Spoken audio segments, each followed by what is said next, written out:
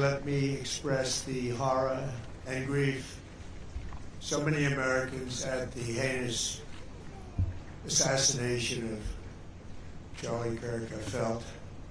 Charlie was a giant of his generation, a champion of liberty, and an inspiration to millions and millions of people. Our prayers are with his wonderful wife, Erika, and his beautiful children. Fantastic people they are. We miss him greatly, yet I have no doubt that Charlie's voice and the courage he put into the hearts of countless people, especially young people, will live on. I'm pleased to announce that I will soon be awarding Charlie Kirk posthumously the Presidential Medal of Freedom.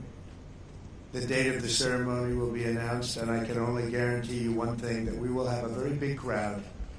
Very, very big. Thank you, my fellow Americans. 84 years ago, this morning, the banks of the Potomac were filled with the clamor of construction workers who broke ground on the building, now known as the Pentagon, on September 11th, 1941. At the time, it was the biggest building ever built. From that moment forward, this structure stood as a monument to American strength, power, and cherished American freedom. Exactly 6 decades later, on September 11th, 2001, those same walls, built with the sweat and muscle, blood of our parents and grandparents, were scarred by flame and shaken by terror as our country came face to face with pure evil. On that fateful day, savage monsters attacked the very symbols of our civilization. Yet here in Virginia and in New York and in the skies over Pennsylvania, Americans did not hesitate. They stood on their feet and they showed the world that we will never yield, we will never bend, we will never give up, and our great American flag will never, ever fail. That terrible morning 24 years ago, time itself stood still. The laughter of school children fell silent. The rush of our traffic came to an absolute halt. And for 2,977 innocent souls and their families, the entire world came crashing down so suddenly. In the quarter of a century since those acts of mass murder, 9/11 family members have felt the weight of missed birthdays and empty bedrooms, journals left unfinished, and dreams left unfulfilled. To every member that still feels a void every day of your lives, the First Lady and I unite with you in sorrow. And today, as one nation, we renew our sacred vow that we will never forget September 11th, 2001. Amid the horror of that morning, some used cell phones and office lines whispered their final words to those who mattered most. They whispered indeed. At 8:59 a.m. aboard United Flight 175, Brian Sweeney called his wife Julie. He told her, "Do good. Go have good times. I totally love you. I'll see you again. I'll meet you up there." 4 minutes later, his plane hit the south tower of the World Trade Center. At 9:12 a.m. aboard American Airlines Flight 77, Renee May called her mom.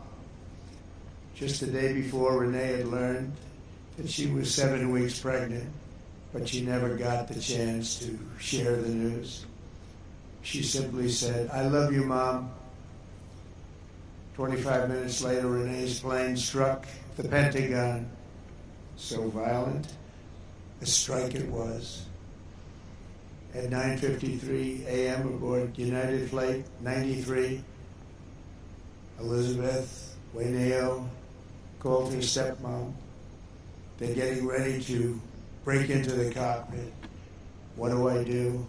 I love you so much. They're going to break in. 10 minutes later, Flight 93 ended in the hallowed field near Shanksville, Pennsylvania. At 10:25 a.m., Tom McGinnis was trapped on the 92nd floor of the North Tower when he told his wonderful wife, Elena, on the phone, "There are people jumping from the floors above us. We get out of here, it'll be a total miracle. I love you, darling. Take care of Caitlin, beautiful daughter." 3 minutes later, the tower fell. Out of the ash, we witnessed the awesome power of that incredible love. We've seen it rise again. Out of the wreckage, we watched unbelievable courage suddenly take form. And out of the darkness, we saw the timeless truth of American character shine for the world to see. In America, we take blows, but we never buckle. We bleed, but we do not bow. And we defy the fear, endure the flames, and emerge from the crucible of every hardship stronger, prouder, and greater than ever before. Last year, we were a dead country. Now we have the hottest country anywhere in the world. In New York, there were heroes like Chuck Costello, a 46-year-old elevator mechanic, and a member of the Knights of Columbus. He selflessly ran into the World Trade Center to free people trapped in the elevators. His body was not found until the following January, deep under the debris. While going through his belongings, Chuck's widow, Mary, a phenomenal woman, discovered a personal prayer written in his own words, "Help me to light the way for those in the dark, and when I enter the darkness, let me not panic, but patiently wait to remember the light." Beautiful words.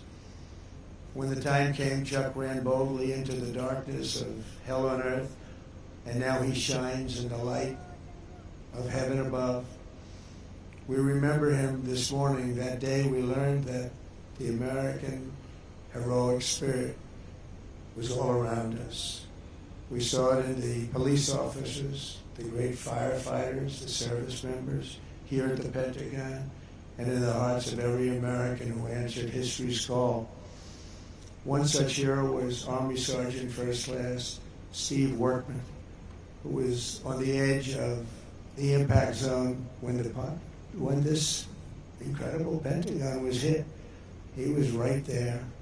After leading hundreds of people to escape routes, Steve turned back and plunged into the inferno itself. Pushing through the debris, he came upon a severely burned Navy lieutenant, the only survivor from the Navy Command Center. Only one. The wounded lieutenant looked into Steve's soul and said, "Don't let me die." Steve replied, "I won't. I've got you. Just hang on." He wheeled the lieutenant out of the wreckage on the back of a maintenance cart before getting in the ambulance and taking him to Walter Reed Hospital.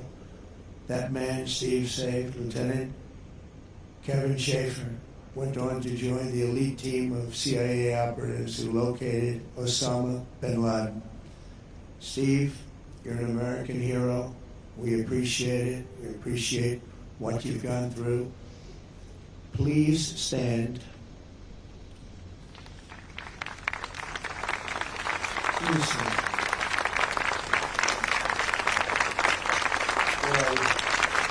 Good looking man. What a good looking guy. You remember that day. You remember that day. Good. Thank you very much, Steve. That was something. That was something. In the years that followed, America's warriors avenged our fallen and sent an unmistakable message to every enemy around the world. If you attack the United States of America, we will hunt you down and we will find you. Go all over this sometimes magnificent earth. We will crush you without mercy and we will triumph without question. That's why we named the former Department of Defense, the Department of War. It will be different. We won the First World War. We won the Second World War. We won everything before that and in between. And then we decided to change the name. Well, now we have it back to where we all want it. Everybody wanted it. Everybody is so happy to have it back. You will fail and America will win, win, win. The enemy will always fail. 24 years have passed since that Tuesday morning in September, and an entire generation of Americans have come of age in a totally different world. While they cannot remember the agony of that day, they are carrying on the legacy of those who lost. Around 8:30 a.m. on the morning of the attacks, Army Lieutenant Colonel Kip Taylor sent an email to his friends and family describing the joys of fatherhood and his excitement for the upcoming birth of his unborn son. He wrote, "After you have kids, there are days that you just get going and you say, 'Hi, honey, I'm home.'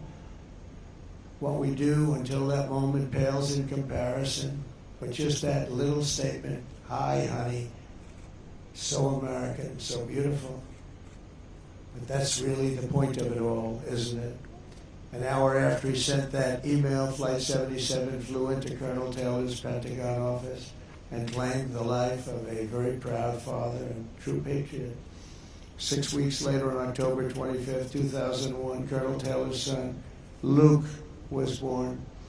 Luke then tragically lost his mom to cancer when he was just 2 years old, leaving him to be raised by his father's brother.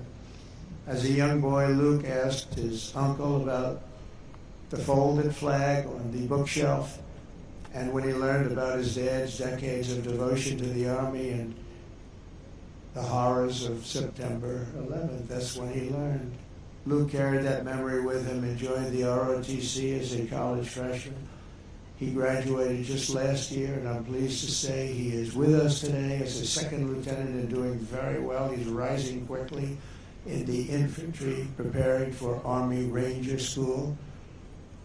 The spitting image of his dad, they say, Luke says that every time he puts on a uniform, he feels connected to his father and to our country. But it was a father he never knew. Luke, your parents are together in heaven, and they could not be prouder of the man that they have produced. They produced you. Those two great people produced you. Luke, please stand.